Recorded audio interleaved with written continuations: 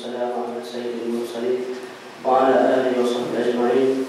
أرجو التعلم والتعليم والتذكر والتذكير والنفع والانتفاع والإفادة والاستفادة والحسنة والسلوك بكتاب الله وسنة رسوله صلى الله عليه وآله وسلم والدلالة على الهدى وابتغاء مرضاته والثواب والقرب سبحانه وتعالى.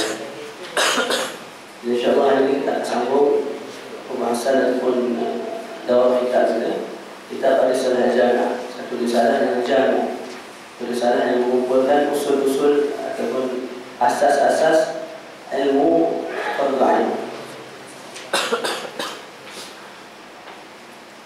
Jadi kali ini kita akan baca sedikit seluruh suasana wali jemaah. Saya tak laju sangat. Baca seluruh sekali insyaAllah. Yang rukun yang kedua, kita masuk fardu wudu ialah rukun yang kedua. Rukun yang kedua ialah membasuh muka dan batas dan membasuh muka. Rukun yang kedua lah. Dan batasannya adalah batasan muka dari kebiasaan tempat tumbuhnya rambut kepada sehingga tulang dagu, manakala lebarnya dari cuping telinga ke kuping telinga yang lain. Jadi rukun yang kedua bagi wudu ialah kita basuh muka. Ada muka, pahat muka dan daripada tempat tumbuh kepala ni sampai ke bawah. Jadi bawah dagu ni wajib basuh mimbabi malayatimul wajib billahi fahuwa wajib. Kita tidak akan sempurna basuh kita punya muka ni kecuali kita basuh sedikit bawah ni. Jadi kalau kita nak mudahnya, kalau kita hari Jumaat wajib pergi Jumaat, dia nak pergi Jumaat tu nak tahu mesti dengan kenderaan, sunat kenderaan menjadi wajib. Apa-apa yang menyampaikan kita kepada perkara yang wajib, maka perbuatan tengah pun jadi wajib. Naik kereta pun jadi wajib, start motor pun jadi wajib. Kalau tidak, cuma yang lalu tak sah. Jadi ini sama. Yang wajib ialah antara tempat tumbuh rambut sampai ke sini, sampai ke bawah dagu ni. Tapi tidak sempurna bawah dagu ni, kecuali kita akan sarung sikit bawah ni. Sikit. Rambut tumbuh dalam. Jadi kalau soalan, kalau Ustaz sekali rambut saya kat sini, Ustaz. Sebab tu Syekh sebut kat sini dah berwajibat pada kebiasaan, ikut yang ada. Jadi kalau ada orang rambut dia apa? Rambut saya start kat sini. Dari sini tumbuh kat sini, depan ni kosong. Macam mana nak buat? Kalau masuk ikut yang orang biasa. Jadi kita ambil sekadar ni juga. Mana orang ambil pun masuk sampai sini. Kalau tidak, silaplah kita siapa akan tidak diwajibkan. Lepas tu antara tepi ni pula tu panjang, sudut panjang. Sudut tepi ke tepi ni, daripada hujung ni, cuping ni, sampai ke sini. Dan ni segmen tu termasuk wajah, termasuk muka. Jadi perempuan yang biasa berwudu panjang tak ada punya ni. Jadi perempuan yang ada berwudu, tiba-tiba dia buat kali ke atas. So tak sempurna wudu dia. Sebab ada bahagian muka yang tidak kena air. Ada muka, bulu-bulu di muka ni ada 20. Ulama sebut bulu sini semua sekali wajib kita basuh walaupun tebal, kecuali dua perkara. Ini kita akan datang. Okey. Jadi antara sini ke sini. Lepas tu daripada sini ke sini tu had bagi muka lah. Dan bulu-bulu di muka ada wajib basuh belaka. Ulama sebut ada 20 jenis bulu pada muka ni. Bulu ni semualah. Jadi ulama sebut 20 ni wajib kita basuh walaupun dia tebal, kecuali dua perkara. Dua perkara disebut ialah janggut dan juga jambar.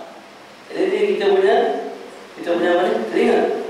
Benda yang bertentangan dengan telinga ni dipanggil sekbon. Sekbon lah bahasa kita. Sekbon ni wajib basuh walaupun tebal. Tapi kalau bawah ni, bawah sekbon ni ada ni. Ini orang pakai jambar. Jambar dan juga janggut dan hukum. Kalau nipis, waktu tu wajib basuh sampai ke dalam kulit. Dalam kulit tu masuk ke kulit lah. Tapi kalau tebal, tidak wajib basuh kecuali pada zahirnya sahaja. So tebal nipis tu lama sebut macam mana? Tebal nipis tu dikira sekadar dalam tidur bawa member. Tidur sekadar mana? Dekat je lah. Dalam tulis kat sini 1,5 meter.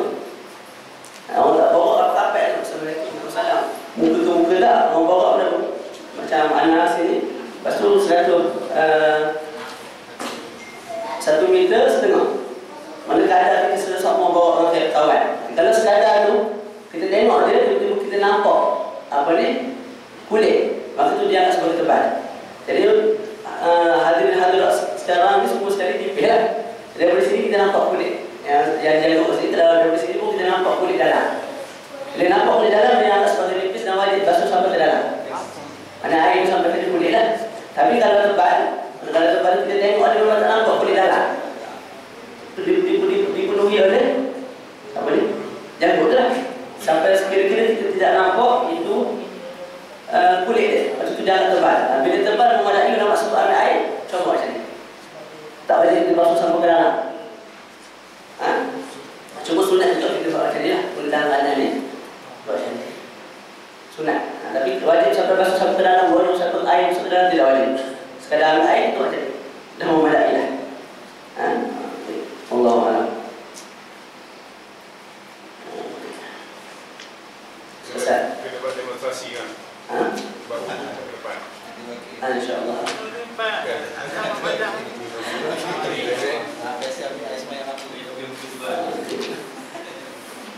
Ada soalan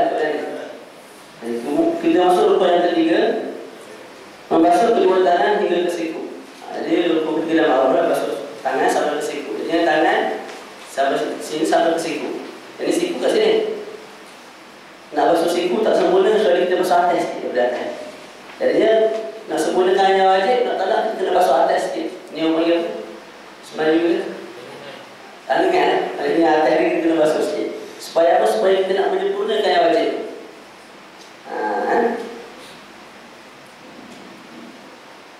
Begitu juga bulu-bulu yang ada ni semua wajib basuh. Walaupun tebal. Bila sampai masuk ke dalam dia punya kulit. Itu tangan kita. Dan sunat kita dahulukan kanan dan kemudian kiri. Yang keempat ialah membasuh dari siku ke ujung ke siku. Yang sunat dia daripada ikut keadaan yang sunat. Kalau kita basuh, orang lain kalau basuh, eloknya daripada atas. Start daripada atas. Kalau kita Dia ada beza lah. Kalau kita suruh orang dan kita basuh sendiri. Cuma sekali tak ingat. Ada kita tengok balik, kita insyaAllah kita minta balik. Lepas tu yang ketiga ialah membasuh kedua tangan hingga siku. Jadi tangan maklumlah betul-betul ni sampai ke sini. Cuma kita sebut tadi, nak sempurna basuh siku, nak tak nak mesti kita basuh sedikit daripada lengan. Cuma yang sunat, lagi sunat dia basuh sampai sini. Nabi sebut akhirat nanti umat Nabi Muhammad ni ada beza dengan umat yang lain. Ada cahaya lah, dekat muka dan dekat tangan. Jadi macam mana nak dapat cahaya tu dengan basuh lebih. Sekira-kira dalam muka kita basuh lebih betul ni. Mana sunat dia ada basuh sampai 9 kali kita basuh sendiri. Kalau buat sunat lah. Jadi sekarang kita tak bincang ni. Kemudian kalau tangan sampai ke sini. Kalau kaki tu dah sampai ke betik, sunat kita basuh. Supaya bercahaya di akhirat kelak. Yang keempat seterusnya ialah rukun yang keempat, membasuh sebahagian kulit kepala. Basuh sebahagian kulit kepala. Jadi dia sekarang atau rambut yang berada di kawasan kepala. Jadi dia basuh kulit. Dua pilihan lah, sama ada kita basuh rambut sendiri ataupun kulit, tidak ada masalah. Dengan syarat dekat kepala lah. Kepala atau kawasan. Belakang ni pun dekat kepala. Dan juga bila kita nak basuh rambut, disyaratkan rambut tu tidak keluar daripada had kepala. Ada orang rambut panjang, dengan rambut panjang sampai ke sini rambut dia. Jadi bila dia basuh hujung tidak memadai, tidak sah. Ustaz, saya yang panjang saya letak kat atas, boleh tak? Jadi saya basuh kat sini sebab dia jalan kepada dia tak. Ulama sebut tidak sah juga. Sebab kalau kita biarkan dia jatuh ke bawah. Syarat dia rambut tu mesti dalam had kepala. Tak boleh jatuh daripada had kepala. Dalam ruangan itu kepala lah. Jadi kalau rambut tu panjang, kita basuh hujung tak boleh. Kalau kita tarik tak ke atas, kita basuh hujung tu tak boleh juga. Sebab apa? Kalau kita lepas, dia lebih daripada had kepala. Itu syarat bagi basuh kepala lah.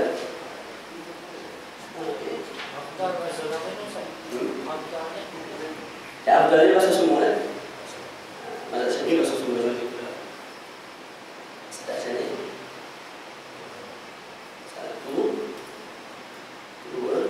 Air baru lah. Pertama air sekali. Air baru 2 kali. 3. Jadi kepala ni diwajibkan hanya sapu, bukan basuh. Sapu ni kita ambil air tak, dah memadai lah. Lepas tu berwuduk ni tidak semesti kita buat sendiri. Kalau orang buat, orang boleh. Tidak disyaratkan kita sendiri buat. Okay. Kalau basuh mesti mengalir air.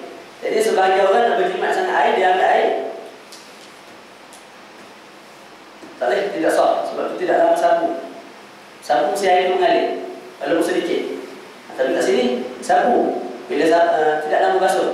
Bila sapu nak basuh biasalah, semua anggota kena basuh kecuali sapu, kecuali kepala kena sapu. Jadi sapu tidak disyaratkan mengalir. Sekira-kira kita ambil untuk air sikit, letak kat kepala, dan memadai lah. Walaupun selai rambut, walaupun setengah helai rambut, dan memadai. Walaupun kulit. Kalau tu sapu, kalau basuh nak tanam mesti mengalir air ke? Kalau tidak dianggap sebagai basuh. Biasa ada sapu dengan basuh. Kemudian yang kelima ialah ghuslul. Yang kelima ialah membasuh kedua kaki beserta kedua buku lali. Kita basuh kaki beserta kedua buku lali. Maklumlah kaki itu sampai kedua buku lali. Jadi maklum disebut tadi, buku lali itu wajib. Nak sempurna yang basuh buku lali mesti kita basuh atas sikit daripada buku lali. So atas sikit daripada buku lali itu jadi wajib. Sebab tidak sempurna kita basuh buku lali itu kecuali dengan kita basuh atas. Maksudnya tak dia tidak sempurna kewajipan Jumaat kita kecuali kita naik motor, pergi motor sampai ke masjid. Jadi pergi motor kita letak minyak semua jadi wajib juga. Sebab apa nak sempurna ke benda yang wajib. Dan terakhir ialah at-tartib. At-tartib. Sebab dia wajib dari Nabi lah. Jadinya kena start muka dulu. Niat dulu niat. Niat dulu serta dengan basuh muka. Niat. Tangan, kepala, lepas tu kaki. Kalau kita terbalik tidak sah. Ada masalah lain semua boleh. Kalau masalah lain pakai kaki dulu, lepas tu basuh kepala, tangan boleh, tidak ada masalah. Assalamualaikum Ustaz. Tadi memandangkan Ahmad Faizal bin Ghazali. Memandangkan kawasan rumah kita ni rumah baru, ada tandas dengan jamban sekali yang bila air kita kan. Banyak situ lah.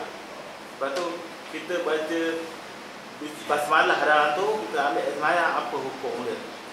Haruh ke, guna ke, makruh ke? Aku tak tahu. Jadi soalannya kalau kita dalam hadas, kita semalam baca bismillah semua ni dalam tempat yang kotor, boleh makruh ataupun tidak disunatkan. Dan dalam tempat tu sekadar tempat berwuduk tidak ada masalah, tidak disunatkan. Di zaman dulu sebut al-hammam. Al-hammam zaman dulu bukan macam sekarang ni. Al-hammam adalah tempat mandi. Sekarang ni orang kita tempat mandi buat. Jadi kita lepas sebut al-hammam, kita tak disunatkan juga kita berwuduk. Dan kalau sekarang ni tak ada tandas tu, tak saya sebut lah. Tapi hukum sebut tu tak haram. Kita baca Quran itu tidak haram, itu makruh sahaja. Kecuali dah kalau kita niat istihanah akhirnya dengan Quran lah. Saja baca Quran itu bukan sekadar haram, jadi kami. Kalau kita niat untuk menghinakan Al-Quran sendiri. Jadi baca Quran dalam tanah itu makruh, tidak haram. Elok ketiga lah. Elok kita nak wuduk, niat dalam hati lah. Apa tu? Kita niatkan bismillah sudah dalam hati. Dan terakhirlah tertib. Cuma ulama sebut di sana ada satu masalah yang tidak disyaratkan tertib. Mana masalah dia? Ulama sebut kalau kita berendam air. Jadi kita mandi kat pulau Balko ke, mana-mana sungai ke, kita masuk selian tu, kita niat untuk mengangkat untuk berwuduk. Lepas tu tidak bertertib lah. Sebab kita terjun, mana kita terjun dalam tu. Kita tidak start muka dulu. Sekali masuk tu, kita niat dalam tu, saja berwuduk. Dah memadai lah. Jadi ini gambaran tidak perlu tertib dalam berwuduk. Ada pun gambaran yang lain perlu tertib, banyak tertib. Jadi selesai fardu wuduk. Seterusnya kita masuk mandi hadas besar.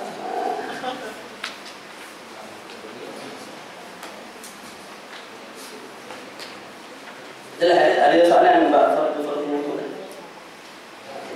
Jelas? Terus kita masuk mandi hadas besar. Terjemahkan itu.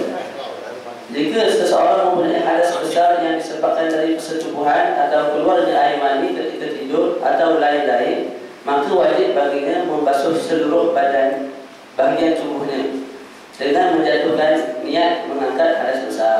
Jadi sekarang ini bincang pasal mandi hadas besar, itu wajib lah. Jadi ulama sebut mandi ni, hukum Hukum mandi sendiri ada 5 hukum dia. Pertama hukum dia sunat dan wajib lah. Bila kita nasab, tak dapat kahwin nak mandi.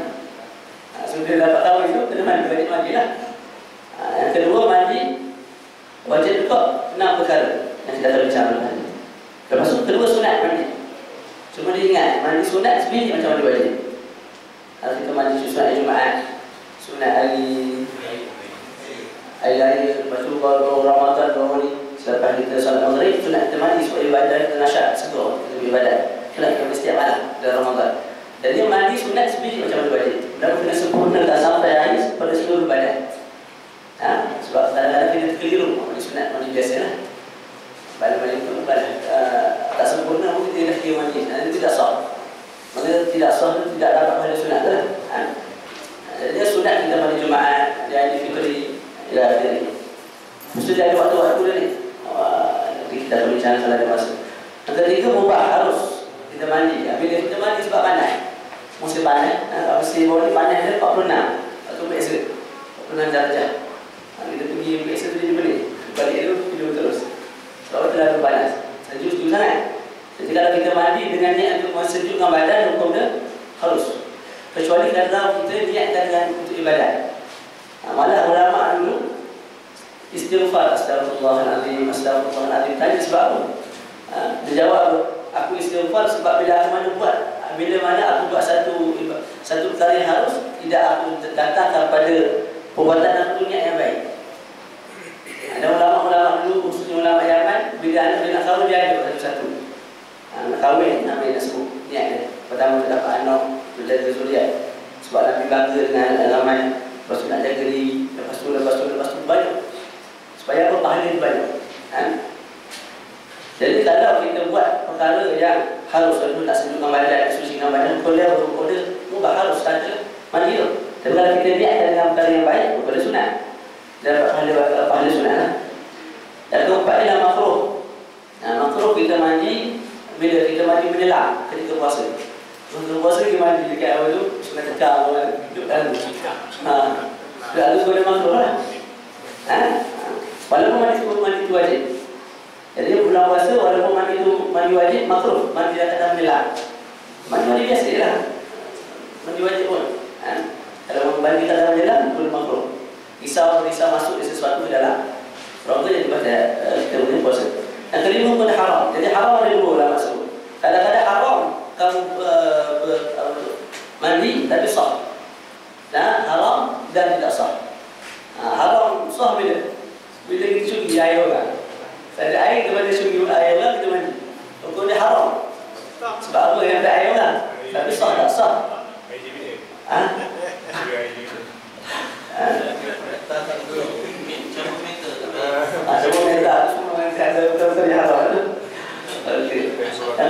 Kemudian haram tapi dah tidak sah. Ini perempuan. Kalau dia tengah haid darah bisa keluar, tiba-tiba dia mandi dengan niat untuk mengangkat hadas. Ini haram. Sebab apa? Sebab sekarang ni dia tidak dituntut lagi mandi. Dia mandi bila dia dah habis darah dah berhenti. So sekali dia mandi dalam keadaan memang tidak iktibar mandi. Syarat tak iktibar. Soalan dia nak main agama. Agama sebut kalau kamu mandi tidak sah. Kalau dia mandi juga. Bila kaedah kan. Dan bila dia mandi dengan niat untuk beribadat, dengan niat untuk mengangkat hadas, itu boleh haram. Tapi mak kita mandi, kakak kita mandi, yang tidak ada masalah. Sebab apa dia mandi bukan niat untuk mengangkat hadas tadi tu. Dia mandi untuk bersihkan badan, tidak ada masalah. Rasanya haram bila dia mandi dengan niat untuk mengangkat hadas. Sedangkan hadas dia sentiasa keluar, sentiasa berlaku. Itu dia main agama lah. Itu boleh haram dan tidak sah. Jadi haram ada dua, pertama haram dan sah. Bila mandi dengan curi jadilah. Yang kedua boleh haram dan tidak sah. Bila mandi, perempuan yang haid atau perempuan yang tengah nifas, bukan berhenti dia masih keluar agak. Atau dia mandi, itu mengangkat hadas. Itu tidak sah dan juga haram. Sebab dia mengangkat dalam masa lalu, perkara itu masih ada. Kamu mengangkat hadas, lalu kita pegang perempuan, kita mengangkat wudu. Memang tidak sah lah. Jadi hukum masih ini sama, hukum haram. Kemudian kita tambah sikit adalah perkara-perkara yang mewajibkan mandi. Dalam ini sebut bersetubuh dan juga keluar air mani. Tadi perkara-perkara yang wajibkan mandi ada nak Cuma Syekh sebut sini dulu. Dia tambah lah. Yang pertama Syekh sebut bersetubuh. Bersetubuh maksud dia bersama isteri itulah. Jadinya bersama isteri kat sini ialah masuknya kemaluan lelaki dalam kemaluan perempuan. Masuk tu bukan mesti masuk semua. Jadi kita tunjuk demo satu. Awak tu supaya jelas lah. Kadang-kadang sebut demikian masukkan telaga tak faham. Demikian ada demikian masukkan telaga ni dua adik. Yang benda demikian tu adalah tu wajib mandi tak sabit. Jadi kalau benda tu tidak jelas itu disebut dalam majlis ilmu sekalipun. Perkara yang berkait dengan benda yang malu je lah. Benda yang berkait dengan aurat. Tapi kalau dah jelas dengan keadaan kita buat kias, yang tu orang tak dengan kias. Ini yang kedua kita tengah jelas. Jadi yang pertama wajib mandi bila bersama dengan isteri. Bila bersama dengan isteri disyaratkan masuk kat depan saja. Bahasa Melayu kita bagi kepada helmet. Depan lah.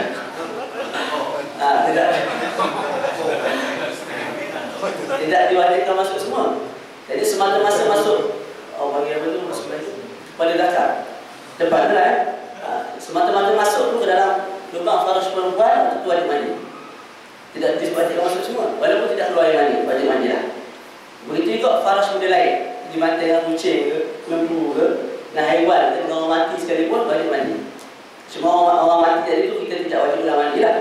Bila seorang yang hidup bersama dengan seorang perempuan yang mati, waktu tu wajib bagi yang hidup mandi. Yang perempuan tak payah ulang mandi lah. Terus kita bertanam dia.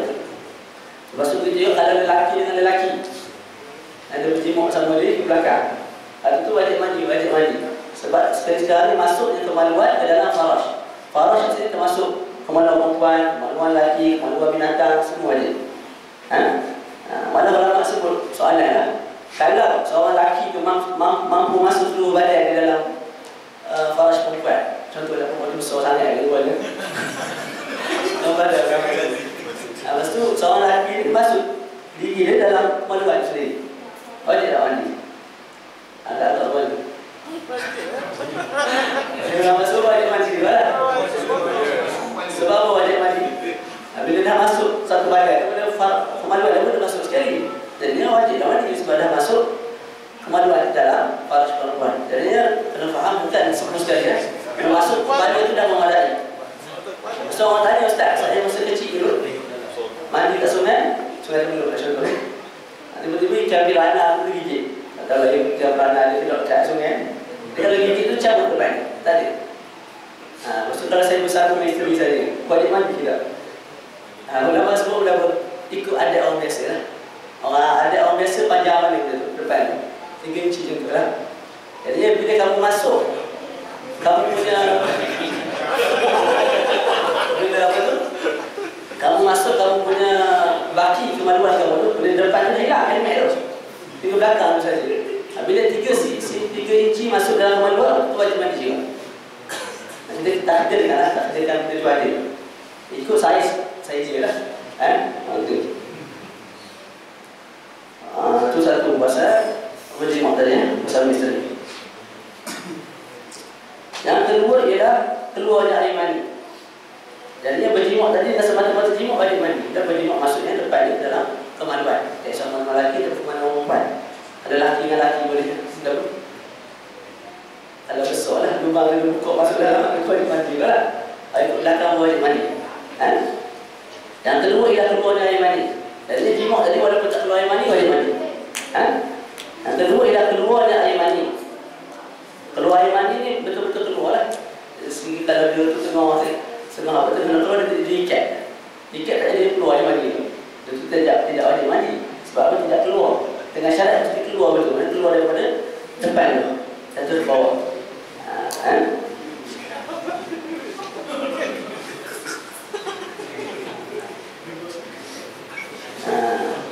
Jadi ada juga masalah yang ulama tambah adalah bila mana seseorang itu lahir-lahir tak ada kemaluan. Lahir-lahir clear macam ni. Lepas tu yang kedua apa? Dia hidup elok. Lama kemaluan hilang tu kemaluan. Dia potong orang tu, benci dengan suami orang, potong kemaluan.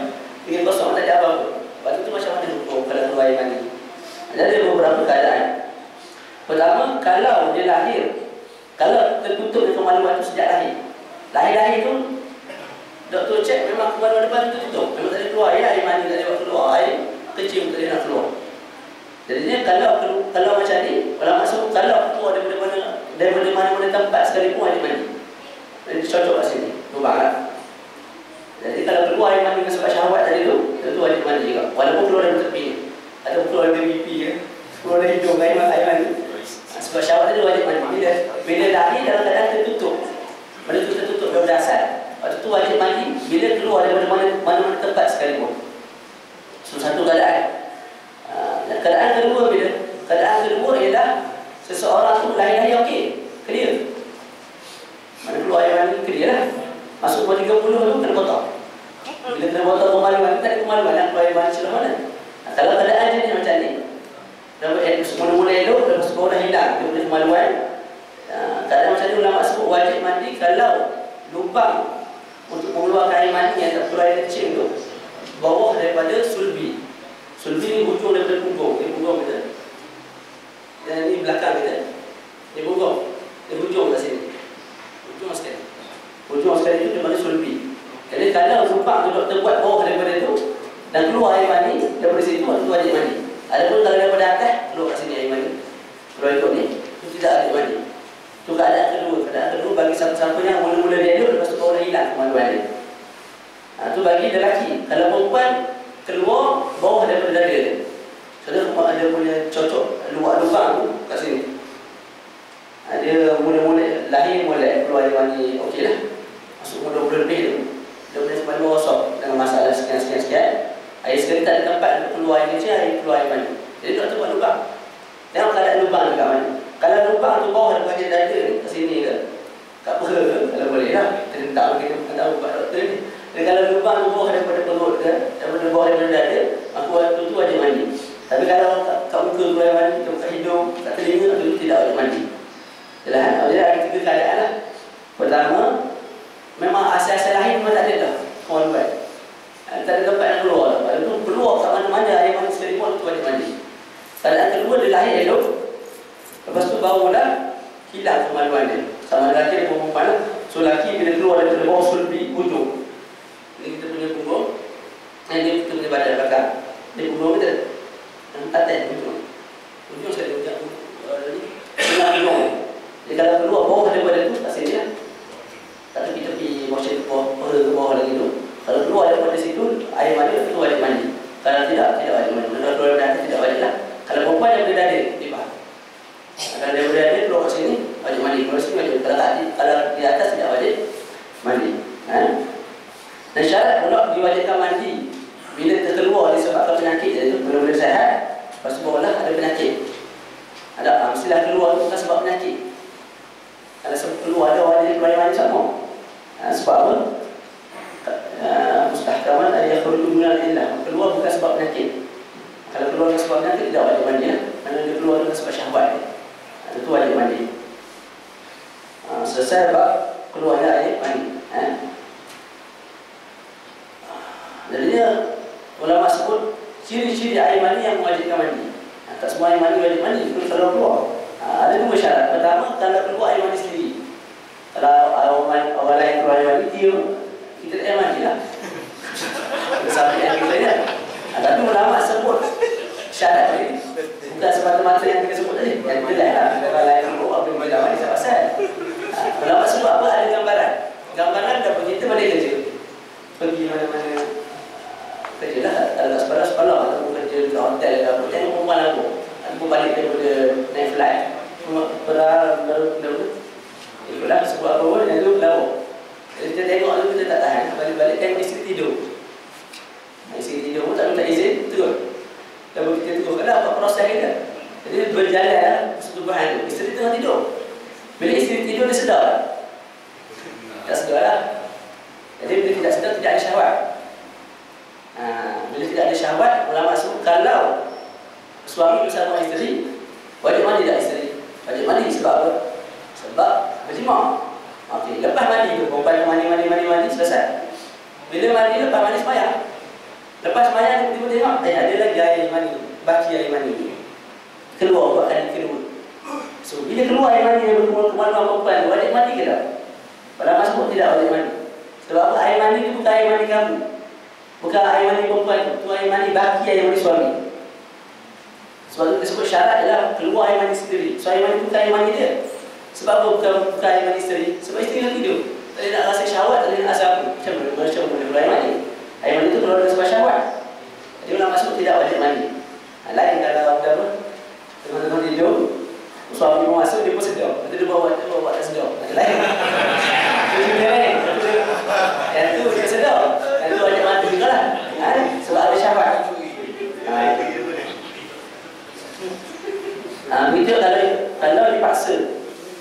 Kalau isteri dipaksa. Kita nak dia tak nak. Kita faham ikat. Bagi sekali lepas tu keluar air mani lah. Dia wajib mandi sebab jimak tadi. Yang tu memang dah maklum lah, sebab kita dah sebut tadi wajib mandi juga sebab jimak. Kita wajib mandi, dia wajib mandi. Cuma bila dia lepas dia mandi tu, kalau keluar air mani buat kali kedua, lalu tidak wajib mandi. Sebab apa? Air mani bukan air mani dia, air mani kita sebagai seorang suami. Sebab apa dia dipaksa ni memang tak nak lah. Dia tak nak, perasaan pun tidak ada. Tapi tak nak keluar dulu. Tak nak memang terus, tak nak sampai bila-bila. Tak nak sekejap pada dia juga. Mula-mula saya tak nak, bila rasa sedap, dia pun join sekali. Kalau tu memang ada syahwat lah. Bila ada syahwat, keluar dia mandi. Lepas dia mandi tu, dia semayang. Lepas dia semayang tu, keluar lagi air mani. Itu nak buat apa? Wajib mandi, buat kali keluar. Sebab apa? Air mani tu air mani dia. Jelas? Yang kedua syarat wajib mandi juga bila keluar air mani ialah keluar tu buat kali pertama. Walaupun kita duduk yang dia fikir letak keluar air mani, itu wajib mandi lah. Jadi nak masuk kalau seorang tu dia ambil dengan betul ni siapa gari dia ambil tu sudah. Lepas tu masuk pun dengan kemaluan. Lepas tu keluar lah kali kedua. Kali kedua tidak wajib mandi. Jadi kali kedua kat sini bukan kali kedua yang air jimok, esok keluar jimok, esok jimok. Itu wajib mandi sebab apa? Itu dia angkat kali pertama juga. Kali kedua sini kita dah keluar, air mandi kita ambil balik, kita masuk ke dalam kemaluan kita. Lepas tu keluar balik buat kali kedua. Lepas tu nak masuk tidak wajib mandi. Yang pertama wajib mandi. Sebab keluar air mandi yang pertama wajib mandi. Yang keluar air mandi buat kali kedua tidak wajib mandi. Sebab tidak cukup syarat. Jelas? Okey. Kalau tak jelas, kita tanya soalan. Dan di sana juga ada beza antara air mandi, air al-madi dan air wadi. Jadi air mandi ni maklum lah. Kalau dah kahwin maklum lah. Belum kahwin itu maklum juga. Yang besar ni. Jadi air mandi adalah air yang putih yang terdaftar. Kalau keluar tu terpancut-pancut sedikit-sedikit. Ketika dia keluar, dan keluar dengan perasaan syahwat. Dan biasanya bila keluar tu badan tu jadi lemak. Itu ciri-ciri air mani. Air mani adalah air yang mukadimah. Tengah-tengah apa tu? Sebelum bersama dan mukadimah, sunat mukadimah dulu. Dan dua pergi mukadimah semua tu. Bila mukadimah syahwat dah naik, tapi belum sempurna syahwat. Bila sempurna syahwat keluar air mani. Tapi belum sempurna syahwat keluar air mani. Bila air mandi itu ciri-ciri dia putih dan juga rakit, tipis dan juga melekit sikit air mandi. Waktu itu dah macam jeruk kelinci tu lah. Waktu itu hukum dia air mandi lah. Hukum dia disebut air mandi. Kemudian air wadi. Air wadi ialah air yang keluar. Biasanya kita angkat benda yang berat. Tak benda berat dalam tak puasan keluar air kecil. Air wadi yang panggil. Begitu kalau kita kecil lepas kecil kita tegang lagi. Tengah-tengah keluar air. Tapi tak termancuk air tu. Biasanya kecil termancuk. Jadi air itu kalau dia putih, lalu kerup sikit. Itu air wadi. Hukum hakam bagi air-air yang tersebut. Pertama ialah air mandi. Air mandi wajib mandi dan tidak membatalkan wudu. Ini keluar air mandi. Jadi bila keluar air mandi, wajib mandilah. Wajiblah. Dan tidak membatalkan wudu. Macam mana gambaran boleh mandi tapi tidak membatalkan wudu. Ulama semua ada beberapa gambaran. Antara lain ialah seorang suami bersama isteri dalam keadaan berpakaian. Contohlah. Jadi suami berpakaian, isteri berpakaian. Memang tak sentuh kulit ke kulit ni. Sebab kalau kita sentuh kulit zaujah kita ada mesti kita batal. Jadi suami berpakaian lengkap, isteri berpakaian lengkap. Ada black sikit lah orang ni. Bersama isteri dia. Bila bersama isteri dia, wajib mandi. Sebab masuk kemaluan dalam kemaluan. Tapi wajib wudu lah. Wudu tidak batal. Sebab apa? Keluar air mani tidak membatalkan wudu. Begitu juga orang tengah fikir syok itu keluar air mani. Tidak batal wudu dia. Tapi wajib mandi. Jadi itu hukum bagi air mani. Tapi kalau bersama isteri yang keadaan dua-dua tidak berpakaian, itu confirm dalam badan. Sebab kalau bersentuh boleh. Itu gambaran yang disebut tadi. Yang kedua ialah air mandi yang sebelum mukadimah itu perlu air mandi dan juga air mandi. Kalau bila kita tak ada berat, hukum dia air mandi tadi bersih, hukum dia bersih. Hukum dia bersih air mandi. Dia bukan najis lah. Manakala kita bawa air mandi tak sebut semayang. Dia tak ada boket air mandi semayang. Semayang dia. Contohlah. Tapi boleh minum tak air mandi? Ustaz, kalau bersih boleh minum. Buat minum sebelum tidur. Jadi hukum dia haram juga minum. Sebab haram apa ni? Perkara yang diharamkan kita masuk dalam mulut itu bukan semata-mata benda yang najis. Antara itu maklumlah najis. Ada perkara-perkara yang bermudarat. Contoh batu, pasir makan, sudah haram. Tak boleh bermudarat pada badan. Dan begitu juga perkara-perkara yang apa ni? Menjijikkan. Suami mandi ini termasuk perkara-perkara yang bersih, cuma dia menjijikkan. Jadi kalau kita buku hingur, air biu macam minum, itu pun haram juga tu. Sebab perkara itu menjijikkan. Islam menjadilah dia buat kalau pelik ni. Jadi bagi air mandi dengan air wadi hukum dia seperti air kencing. Hukum dia najis dan juga membatalkan wudu. Itu air wadi dan air mandi. Bersih, najis dan juga membatalkan wudu. Tapi tidak mewajibkan mandi. Jadi perkara yang mewajibkan mandi satu ialah keluarnya air mandi. Air mandi hukum dia bersih dan juga mewajibkan mandi dan tidak membatalkan wudu. Gambar yang disebut tadi lah. Tapi kalau dia keluar air mandi, keadaan sudah dia bersama isteri sentuh kulit ke kulit itu batal lah, confirm. Air mandi, air wadi kalau disebut ukur macam air kecil, membatalkan wudu dan juga dua-dua ni najis. Okey. Kemudian kita masuk ke alamat-alamat air mandi. Kita sebut tadi air mandi ada 3 ciri. Pertama, dia tu terpancut-pancut ketika keluar. Yang kedua, kalau keluar, sebab air mandi itu ada 3 alamat tanda air itu air mandi. Pertama, keluar dalam masa lazat atau syok lah, mana syahwat lah. Yang kedua, keluar dengan apa tu sedikit demi sedikit, terpancut lah, sikit-sikit. Air kecil keluar sekaligus, air mandi sikit-sikit dia keluar. Yang ketiga, bau dia.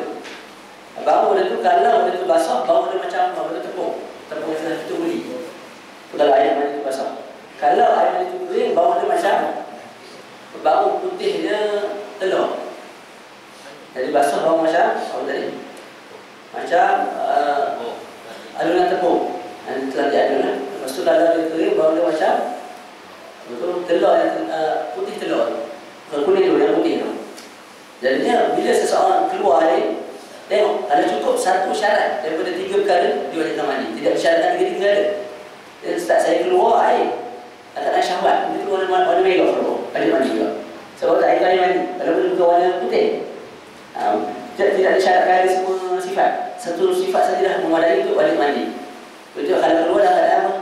Sedikit demi sedikit. Yang lain tak rasa syok dan juga tidak ada bau, itu wajib mandi juga. Sebab kalau kita mimpi, dia pun rasa syok, sedar-sedar rasa. Syok pun tak ada, terpancut pun tak tahu, terpancut tak ada. Tapi bau tu kita tak tahu. Bau macam air mandi tu wajib mandi lah. Lepas tu ada pula orang apa? Orang yang bila bangun tu sedar-sedar syak. Air mandi ke air mandi? Kalau bakal air mandi wajib mandi. Tidak. Air mandi wajib mandi. Kalau air mandi, kalau air mandi tidak wajib mandi. Jadi bila kita bangun, ada pakaian kita ni dikena oleh air. Terus syak lah. Air mandi ke air wajib? Air mandi. Ulama sebut kita boleh pilih. Pilihan. Walaupun itu nafsu. Kalau kita nak jadikan air mandi, maka wajib bagi kita mandilah. Dan tak perlu basuh dulu sebab bersih. Melainkan kalau air mandi itu beserta air mandi sekali. Biasa macam tu lah. Sebab sebelum keluar air mandi itu, biasa keluar air mandi dulu. Lepas itu dah tercampur, dia najis lah. Tapi kalau semata-mata air mandi, bukan najis. Jadi bila kita syak, bangun pagi syak, air keluar ni air mandi atau air mandi, buat pilihan lah. Ada isteri bila bertanya, pilih apa mana saya? Pilih lah. Kalau kita nak pilih air atau air mandi, maka wajib kita mandi. Dan juga kita basuhlah bagian tu. Kalau nak basuh, tak basuh tidak ada masalah sebab air mandi itu bersih. Kalau kita pilih air itu sebagai air mandi, maka kita sebut hukumnya membatalkan wudu. Dan benda itu najis. So kena basuh, kemudian ambil wudu boleh sembahyang. Yang ketiga, perkara yang wajibkan mandi juga kita baca dalam haid. Perempuan kalau bila hari haid wajib mandi lah. Suami tak nak gitu. Itu boleh mandi juga lah. Siapa lah nak duduk kat luar juga. Duduk nandas sekejap je. Yang keempat nifas. Bila habis nifas tentu wajib mandi juga. Lepas tu bila ada beranak. Beranak sini sama ada keluar anak betul, sama ada ke perut atau ke bawah. Soalan ni antara soalan yang ada orang tanya lah. Dulu kami kat sana orang tanya, Ustaz kalau Syekh kalau lahir ke perut wajib mandi ke tak? Jadi Syekh walaupun dia dah Syekh dia berhenti. Tak tahu dia dulu lah. Balik tunjuk kitab balik. Ini antara tanda seorang tu amanah ilmu. Imam Malik sendiri bila ditanya 40 soalan dia jawab bahawa dalam 6 soalan atau tak banyak lah. Kebanyakan soalan dia tidak jawab. Jangan kita soalan yang ditanya soalan mulut tadika, soalan-soalan tinggi lah maknanya. Ada berhenti dulu balik tunjuk balik boleh dia jawab. Jadi bukan semua isu atau semua perkara kita nak jawab atau kita nak ulang. Yang kita boleh bilang tak ada perkara yang kita bila tak tahu jawab tak tahu. Pada pemalu tu depan dah ni masuk TV dia ni. Jawab tak tahu orang, jawab tak tahu. Sebab apa kamu ada dua pilihan, sama ada kamu malu pada dunia ataupun neraka di akhirat. Ini hukum ni bukan cerita mudah. Jadi kita tidak tahu, dia jawab tidak tahu. Jadi soalan ni bila ditanya kepada Syekh, dia jawab aku tak tahu. Bila lahir ke perut, adakah wajib mandi? So biasa lahir ke depan, hukuman buat lah. Tentu wajib mandi maklum lah kalau budak tu keluar ikut tu. Jadi kalau lahir ke perut, balik tu Syekh tunjuk balik kita memang disebut kalau lahir ke perut sekali pun wajib mandi. Sebab apa? Nama tu tak beranak. Jadi bila beranak, tak esok ke depan, lebih ke bawah, wajib mandi. Begitu kalau keluar sekadar seketul darah ataupun seketul daging, wajib mandi juga. Kubur keluar seketul darah. Dan darah memang doktor sebut ni asal-asalnya dari mani. Kalau tunggu sikit lagi akan jadi budak. Ini seketul tulang ni asal-asal dari mani. Kalau tunggu sikit lagi akan jadi budak. Pada tu dengan semata-mata keluar benda ni, kubur wajib mandi juga. Bukan semesti keluar manusia sempurna. Tapi kalau keluar ketulan daging ataupun keluar ketulan tulang, tiba-tiba doktor cakap, dia tak, dia bukan ni kanser ke apa, tidak wajib lah. Jadi mesti doktor cakap ni asal dia ialah air mani. Lepas tu sebelum disempurnakan jadi manusia sempurna, dan tu dulu kubur lah. Pada tu wajib kita mandi. Betul kalau mati wajib mandi lah. Cuma diwajibkan tak akan kita, bukan tak akan mayat tu.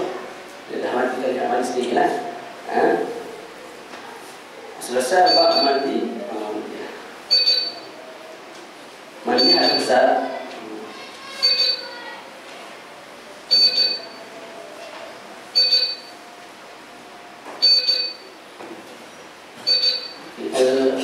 Baca sikit furudul ghusl, fardu mandi. Tadi ini cuma ditambah sikit sebab nikah. Pada apa ni? Semata-mata kena air kat badan itu kita ni untuk mangkat hadap besar ataupun ni untuk mandi wajib. Yang kedua, seorang tadi dah berkala saya dua hadas. Saya berjimuk tadi. Lepas saya berjimuk tu saya datang haid. Mana jimuk sebelah haid kan? Lepas tu datang haid, saya tak mandi lagi sebab datang haid. Bila suci haid tu, jadi kat atas saya ada dua perkara. Ada dua hadas lah. Pertama hadas haid tu sendiri, wajib mandi wajib. Yang kedua sebab jimuk tadi tu, tak ada mandi dah keluar haid dah. Lepas tu nak mandi berapa kali? Lama sebut memadai sekali, dah memadai sekali ni. Begitu kalau perkara sunat dengan yang sunat. Bertemu hari raya, tiba-tiba hari Jumaat juga. Jadi kita mandi dengan niat dulu sekali. Aku mandi sunat ni untuk hari raya dan untuk hari Jumaat. Tapi kalau mandi fardu dengan sunat, yang tu kena niat dulu, baru dah dapat pahala. Dan baru dah dapat susah.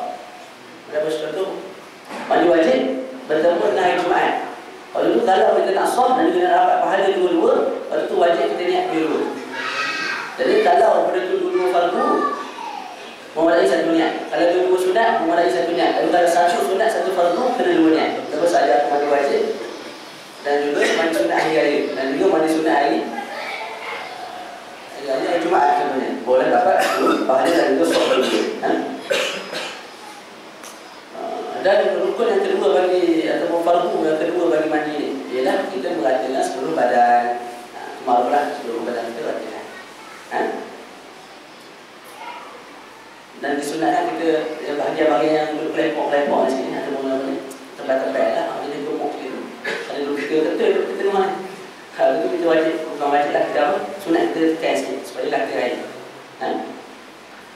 Cuma satu masalah, kalau seseorang tu mati atau masalah orang yang tidak bersunat, masalah lain pula. Masalah orang tidak bersunat, maka dari depan tu orang kulu, maksudnya itu kulu. Kita tutupkan kemaluan depan tu. Kita punya helmet tu tertutup dengan kain, kita boleh dengan kain. Dan kulit lah, kulit kemaluan tu. Jadi macam mana? Ada dua perkara. Pertama, kalau orang tu hidup. Jadi kalau orang hidup, dia tak nak bersunat. Mazhab Syafi'i pada wajib, laki ni. Bila tidak bersunat, laki dan perempuan lah. Bila tidak bersunat, jadi kalau bila dia tidak bersunat, lepas tu dia melakukan perkara-perkara yang mewajibkan dia mandi. Lepas tu dia berjimah isteri dia tu, wajib dia mandi. Waktu tu wajib dia basuh sampai ke bawah tu. Jadi bila nak mandi tu, tarik tu basuh bahagian dalam tu lah. Kalau tidak sah. Sebab tu dia anggap itu sebagai anggota yang zahir. Bila anggota yang zahir, wajib dia basuh lah. Jadi kalau dalam mulut tak wajib basuh, dalam telinga tak wajib basuh, dalam hidung tak wajib basuh.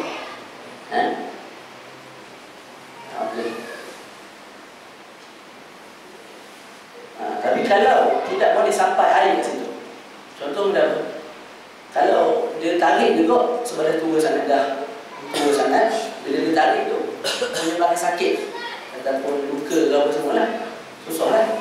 Jadi waktu tu ulama sebut sembahyang hormat batu dia, sembahyang tanpa wudu dan juga tanpa tayamum, sembahyang. Lepas tu bila sampai masa nanti dia boleh untuk dekat tu, dekat lah, lepas tu berulang dia sembahyang. Jalan. Pertama, kalau dia boleh tarik, dia tarik wajib basuh. Yang kedua, kalau tak ditarik, sekiranya kalau tarik tu tak antar ni menyebabkan apa tu mudarat lah pada diri dia, tak tercakap. Oleh tu berapa? Sembahyang je lah, sembahyang tanpa wudu dan juga tanpa debu. Mana tak ada tayamum, tak ada wudu, sembahyang je dulu. Bila sebulan, 2 bulan lepas tu doktor kata ada ubat ni, kita bagi ubat, kita berubat. Bila ubat, terzahir lah helmet tu. Lepas tu dah kena kotak balik, kena wudu dan kotak balik benda yang telah dia lakukan. Yang kedua, kalau mati tengok-tengok dia tu belum bersunat, adakah wajib kita tarik mandi ampun haram. Tak sebab haram. Sebab kehormatan seorang manusia ketika dia hidup sebiji macam dia, kehormatan seorang manusia ketika dia mati sebiji macam seorang yang hidup. Sebab tu kalau kita mayat tu, kita angkat macam ni, pergi kubur, seorang-seorang lah, tak macam ni, balik kubur gitu. Benda haram. Sebab apa? Itu perkara-perkara yang menghinakan. Jadi maruah dia sama dengan maruah ketika dia tengah hidup. Jadi ulama sebut kalau macam tu, nampak macam mana kita tayamumkan dia, basuh muka, sapu muka dengan debu, sapu tangan dengan debu. Pertama kita mandikan dulu, lepas tu bahagian tu tak kena lah, sebab tertutup dia tak boleh nak tarik. Sebab tarik pada haram, sebab akan menyebabkan kehinaan kepada mayat tu. Jadi kita biar je macam tu, tapi kita ganti dengan tayamum. Kita tayamum kali muka dan juga tangan lah. Lepas tu sembahyang kat atas dia.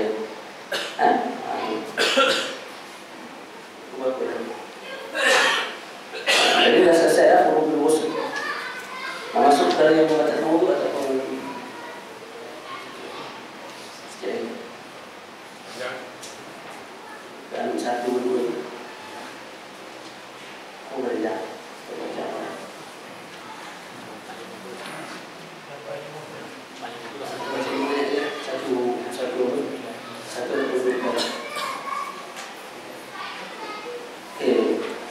Perkara yang kelima yang disebut oleh Syekh adalah perkara-perkara yang membatalkan wudu. Perkara-perkara yang membatalkan wudu ialah kekeluaran sesuatu dari salah satu dari 2 kemaluan, iaitu kubur dan dubur. Jadi kubur dan dubur, kubur kat depan, dubur kat belakang. Jadi kalau perempuan tanya, Ustaz, saya keluar angin ke depan. Biasa perempuan berlaku masalah ni, keluar angin ke depan. Jadi ke belakang dia, jangan keluar ke depan lagi. Tapi kalau perempuan tadi keluar ke depan, patah sebab keluar sesuatu. Keluar meh ke, keluar pelok ke, keluar apa tu, dud ni apa? Bulat. Keluar kejap, masuk balik. Bulat. Hukum dia tetap pakai. Sebab apa? Dia keluar. Jadi apa-apa sahaja yang terkeluar daripada kemaluan depan, kemaluan belakang, perlu wajib mandi. Wajib membacakan wudu. Walaupun benda tu angin, walaupun benda tu jangan berlaku. Contoh keluar apa tadi, keluar meh, keluar mesir ke apa, itu wajib mandi juga. Kita bagi contoh supaya jelas lah. Kalau orang tanya, sama keluar air kencing, wajib mandi lah, wajib wudu. Bukan keluar pen, keluar lansat ke apa, keluar belakang, wajib mandi juga. Kalau keluar ulat, masuk balik, wajib mandi juga. Sebab apa? Dia lakukan supaya dia keluar. Jadi bila keluar wajib mandi, wajib berwudu. kecuali air mandi. Kita sebutkan tadi. Jadi keluar sesuatu daripada kemaluan depan dan kemaluan belakang bukan wajib mandi. Kecuali kalau keluar itu keluar air mandi, itu tidak wajib mandi. Kalau keluar sesuatu daripada kemaluan depan dan kemaluan belakang wajib apa wajib kita berwudu. Kecuali lah kalau keluar air mandi. Keluar air mandi wajib mandi dan tidak wajib berwudu. Kecuali lah kalau dia membatalkan wudu dia kalau pegang umpan dia tidak ada wajib lah dia berwudu.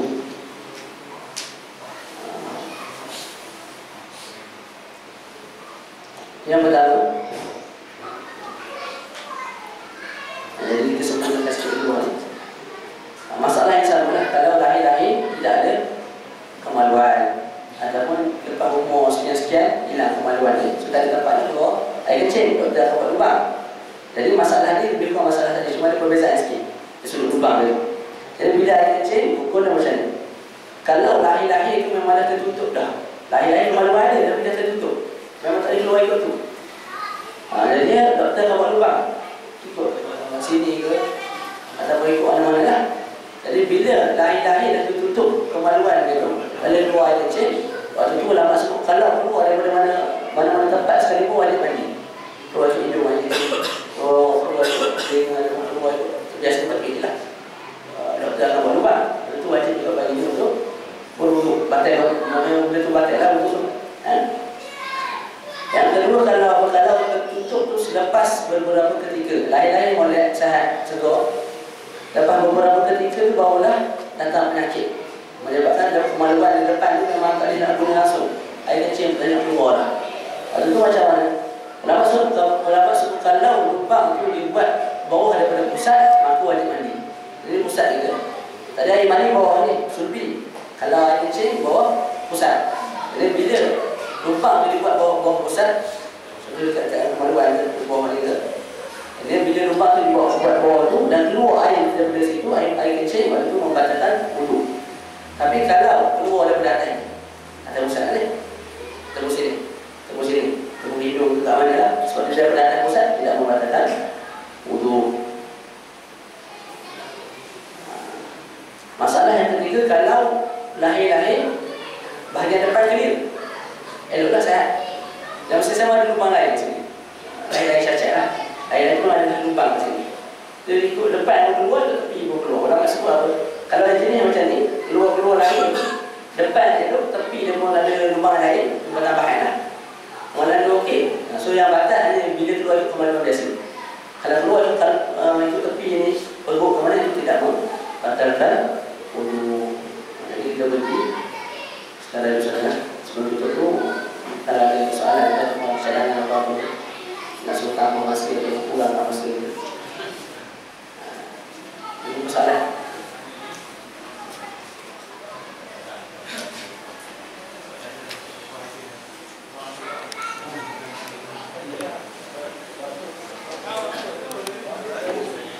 Ada soalan?